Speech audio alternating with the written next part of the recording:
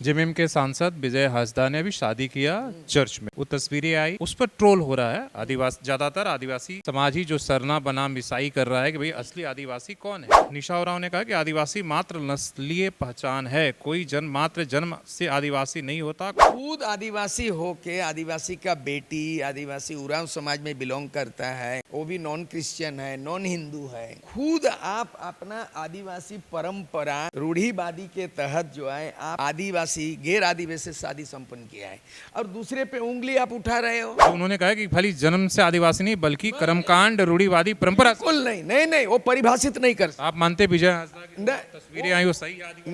नहीं, विजय हांसदा भी आदिवासी है, जो शादी किया है वो भी आदिवासी है। झारखंड में राजनीतिक समीकरण बदलने वाला है, फिर से आपको एक असमंजस की स्थिति दिख रही है। झारखंड अभी घोर संकट मंडरा रहा है, अभी डर नहीं है। परिसीमन नहीं, वो है परिसीमन होने से हमारा सीट घट रहा है। आदिवासियत के लिए खतरा हो। नहीं, अभी ऐसा हो गया ना कि अभी अगर आंकड़ा देखा जाए कि निरंतर नियम है, भारत का संविधान को अगर हूबहू लागू किया जाए तो मामला 5th शेड्यूल में रहने वाले आदिवासी का घोर संकट मंडरा गया है। डिलिस्टिंग सबसे बड़ा खतरा है या परिसीमन? डिलिस्टिंग कोई इशू नहीं, कोई खतरा कौन है? नहीं, वो डिलिस्टिंग बकवास है, डिलिस्टिंग संविधान में नहीं है वैसा है।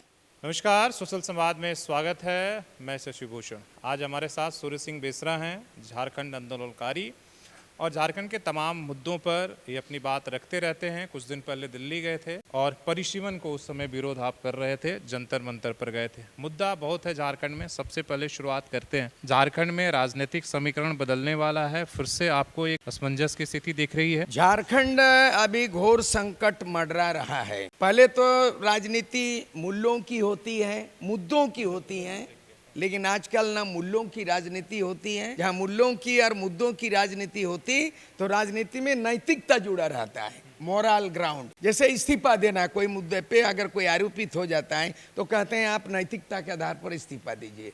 सेंट्रल में अगर देखा जाए कि नीट एग्जाम का जो क्वेश्चन लीक होने पर जो है ना, कॉकरोच पार्टी ने पूरे देश के करोड़ों नौजवानों ने मांग रखा कि इसके लिए नैतिक जिम्मेदारी लेते हुए प्रधान जो है ना, धर्मेंद्र प्रधान को इस्तीफा देना चाहिए। लेकिन अभी ये जो क्या बोलते हैं, ये सोनम वाकचूक उनके जो है ना 21वां था, लेकिन आज पुलिस उठा के ले गया। हम इसका घोर निंदा करते हैं।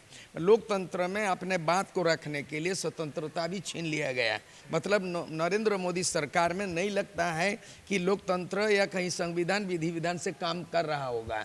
नैतिकता का जहाँ तकाजा है तो वो होना चाहिए था कि ये बात सच है कि राम मंदिर में चोरी हुआ तो दोषी पे कार्रवाई हो। ये बात सच है कि नीट का क्वेश्चन लीक हुआ तो नैतिकता के आधार पर वो पाठ पढ़ाना चाहिए कि एक समय प्रधानमंत्री रह चुके लाल बहादुर शास्त्री, उसके पूर्व जो है केंद्रीय रेल मंत्री रहा है, रेल का एक्सीडेंट हुआ और वो जो है ना नैतिकता पे इस्तीफा दे दिया। दूसरी बात, जब सूर्य सिंह बेसरा से नैतिकता की बात होगी तो हमारा झारखंड में मेरे से आगे कोई मिसाल पेश किया क्या कि 5 साल का विधायक 1 साल 5 महीना में रिजाइन देगा? मेरा नैतिकता क्या था? एक डिमांड था, हम अड़ गया और लड़ गया, हमने सर नहीं झुकाया, हमने त्याग दे दिया। तो एक व्यक्ति निर्वाचित जनप्रतिनिधि, जब मैं पद से त्याग देने वाला मैं मिसाल हूँ, तो अभी कोई हमको नैतिकता का पाठ पढ़ाएगा? झारखंड पर लौटते हैं। झारखंड में सबसे बड़ा अभी डर क्या है? अभी डर नहीं है। परिसीमन? नहीं, वो है परिसीमन होने से हमारा सीट घट रहा है।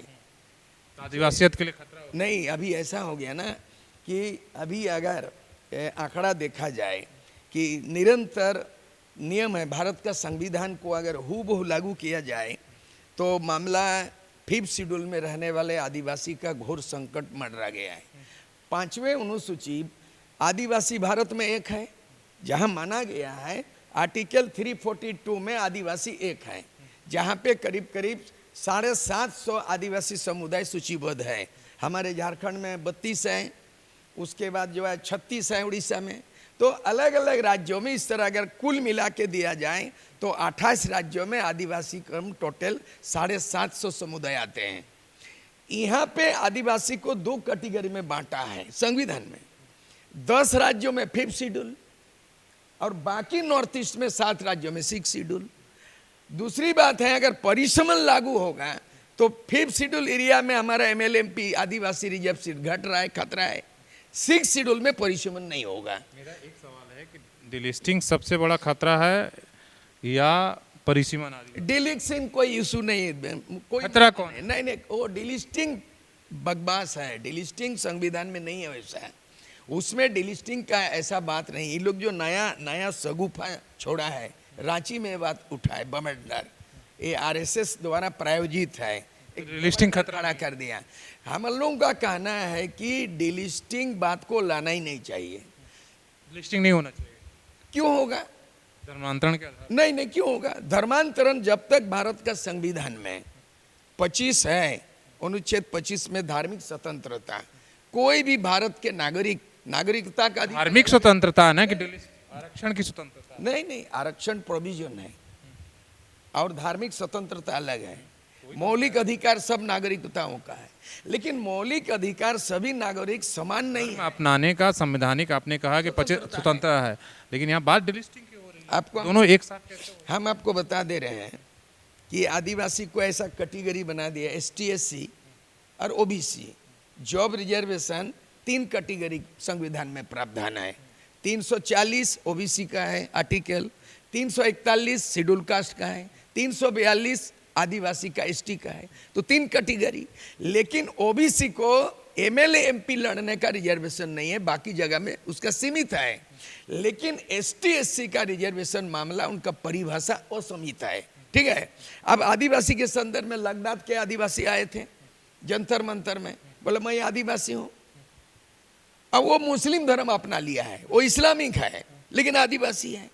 महाराष्ट्र में, उत्तर प्रदेश में, गुजरात में पूरे आदिवासी लोग, गोंडभील से जुड़ा हुआ कुछ है ग्रुप, वो इस्लाम धर्म अपना लिया, ST है।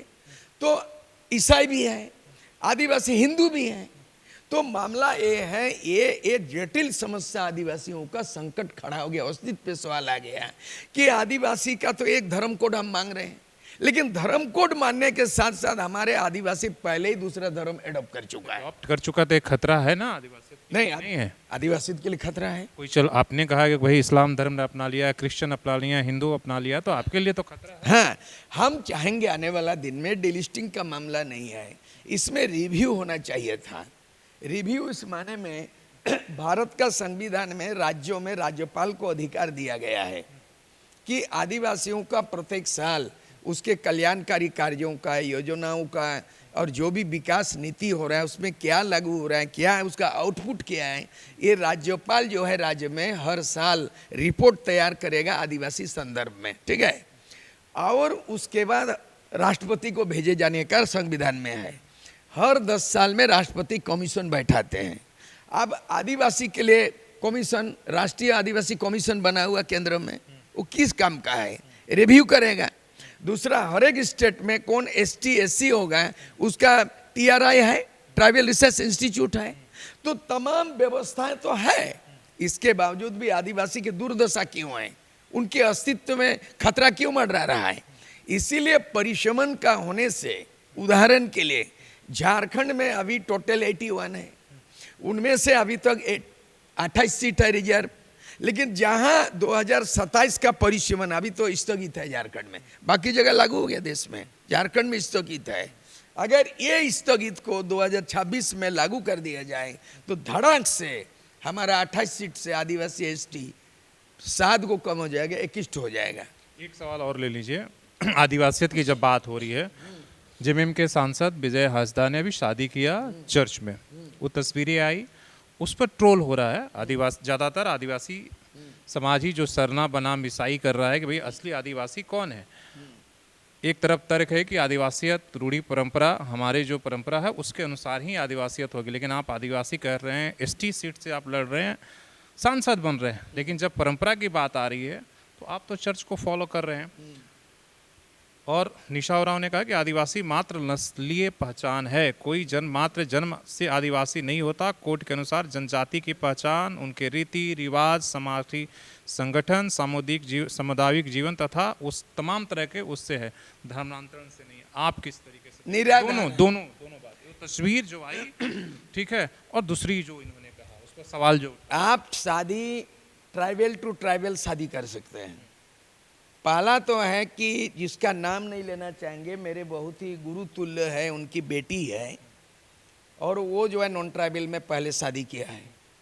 तो खुद आदिवासी होके, आदिवासी का बेटी आदिवासी उरांव समाज में बिलोंग करता है, वो भी नॉन क्रिश्चियन है, नॉन हिंदू है और वो परंपरा को मानती रही है। उनके पिता, उनका दादा परदादा से उरांव आदिवासी रहा है और उन्हीं के परिवार में, उन्हीं के संस्कार से पली बड़ी हुई और वो IAS IPS बन गया। इतना उसके पिताजी सीनियर IPS हैं और ये भी IAS दर्जा के हैं।